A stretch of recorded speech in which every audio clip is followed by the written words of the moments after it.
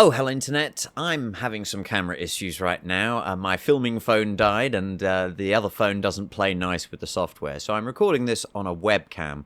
Technical issues aside, I've also had other things to do, but a video on Plato's Phaedrus is coming soon-ish.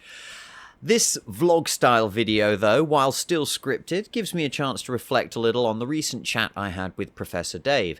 It will, of course, be a narrative in that sense, and a one-sided one at that, but I don't think I will be changing the context unduly here, but do let me know in the comments if you disagree. First of all, thanks again to Dave for entertaining the subject. He did not have to give me the time of day. And second, thanks to many of his audience who commented and were for the most part very cordial, even when they obviously disagreed with my premise. In fact, I think Dave and I agreed on most of the things that we discussed, which is not to say that there aren't areas of disagreement, and on that maybe I could have pushed a little bit harder on some things. But crucially, I was not there to be adversarial in any way. I'm broadly with Dave on the importance of science and science communication especially, and what shines through is his laser focus on really making science communication as clear and concise as possible, and this is obviously a noble goal. I guess that to some extent this laser focus comes from the strong materialism that he expressed early on in the conversation. Dave said he was a pretty hard materialist, and at that point I think subconsciously even I decided to keep the scope of the conversation limited in some sense. I'm not quite sure why, but there are certainly things afterwards that maybe I would have gone maybe even a little more esoteric on in some ways. Maybe that's probably for the best that I didn't, though. But in any case, I wasn't there to change any or challenge even the materialist framework, but rather to get an opinion on narratives from the materialist in question. And to be honest, I have no more reason to doubt materialism than any other metaphysical structure. As Dave said, it is in many ways the cleanest form of reality given our current scientific milieu. Of course, there will be complexities beyond this, and then this is where we start to come into the importance of narratives, which is what I was there to discuss. One thing I wish I'd mentioned, perhaps I should have had it noted down, is how fractals are an example of something that mathematically defines infinite complexity.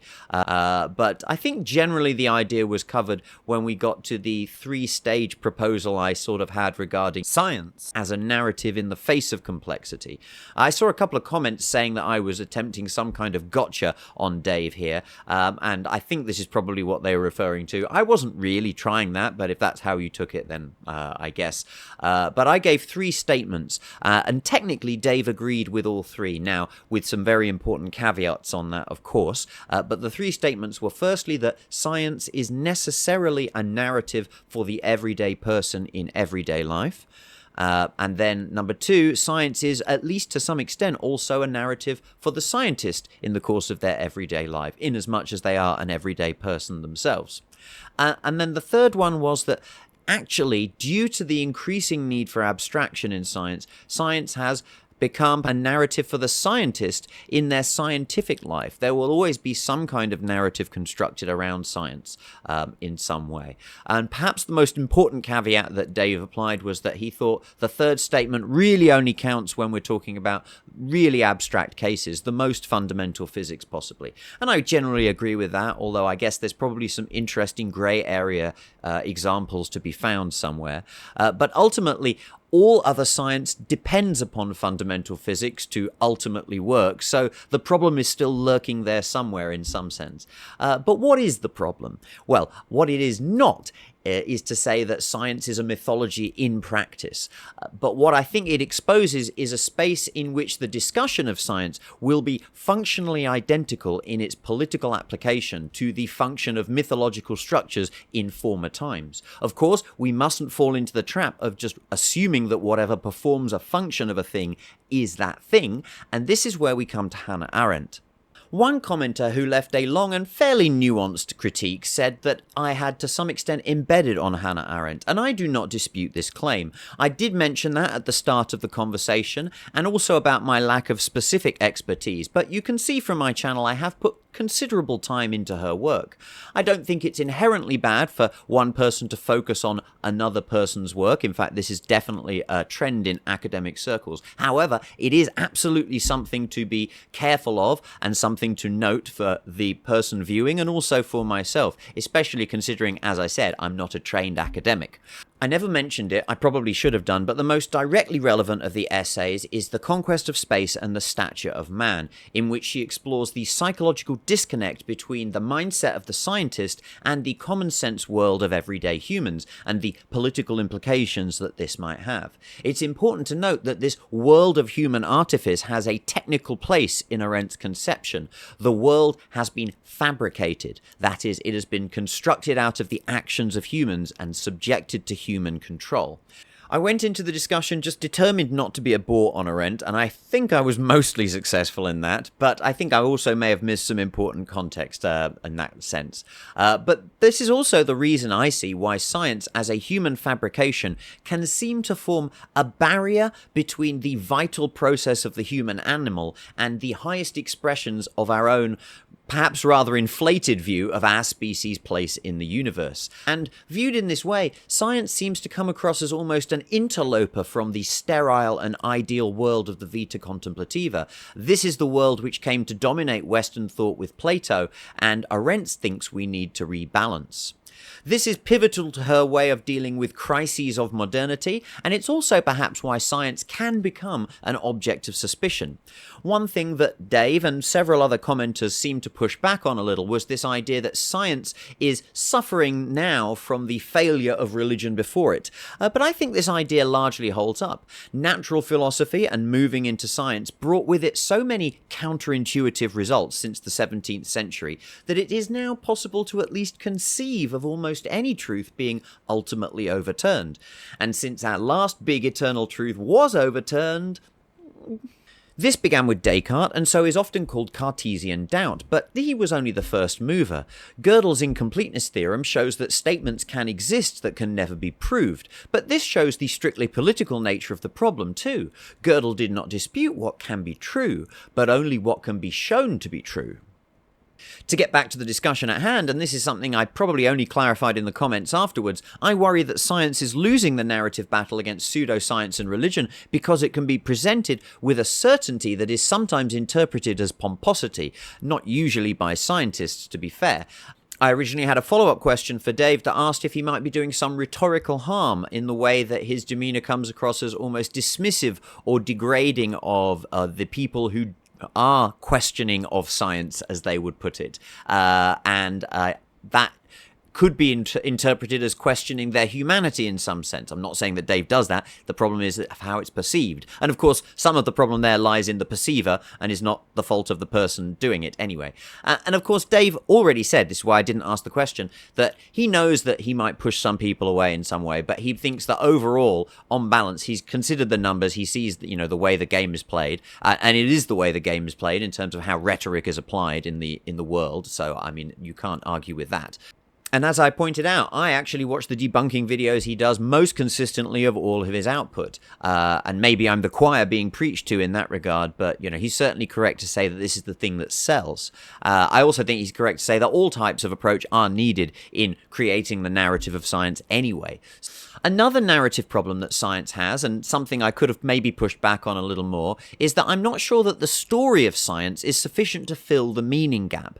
Dave brought up the narrative of atomic theory, which again is a story that I love, but if it was going to fill the meaning gap, it would have by now.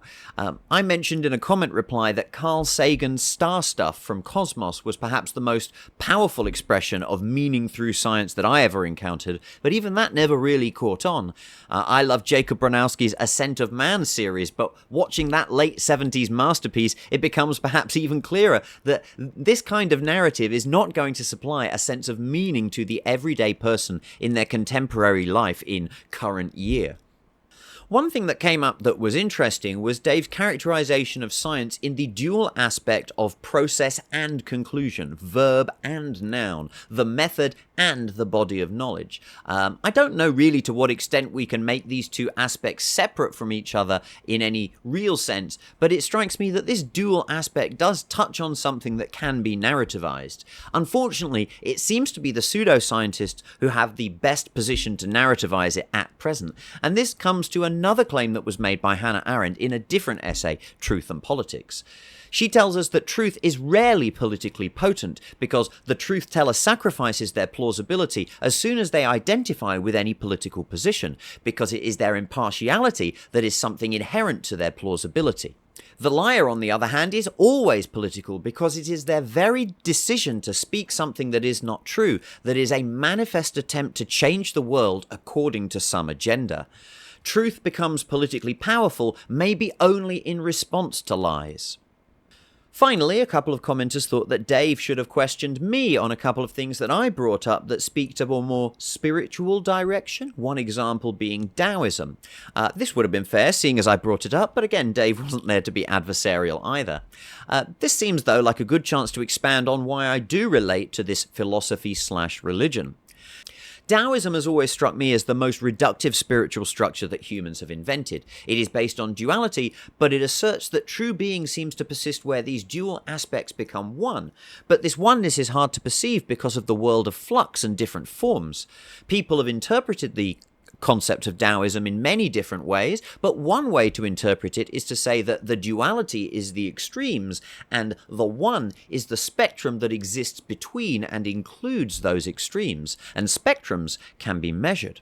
It does not follow, of course, that we can therefore measure all spectrums that exist, but I don't want to get too hand-wavy again, so there I will leave it. But suffice to say that this is how I can find myself appreciating both science and the kind of paradoxical prose that is found in a book like the Tao Te Ching. And interestingly, some of the very earliest Greek philosophers, maybe even before Plato, seem to have had similar perspectives. When philosophy starts to approach the fundamentals, it also seems to start to approach contradictions, and it seems that the same is becoming true for science as well. I'll wrap up there. I won't cover our whole discussion, but that was some of my takeaway from an interesting chat with Professor Dave. I will say one more time, I am Team Science, and I think it's clear where the integrity is. I had in mind to mention, but forgot, the very clear difference you see in the response from the flat versus globe earthers to Will Duffy's final experiment. That's going on this month, and it'll be interesting to see how it pans out.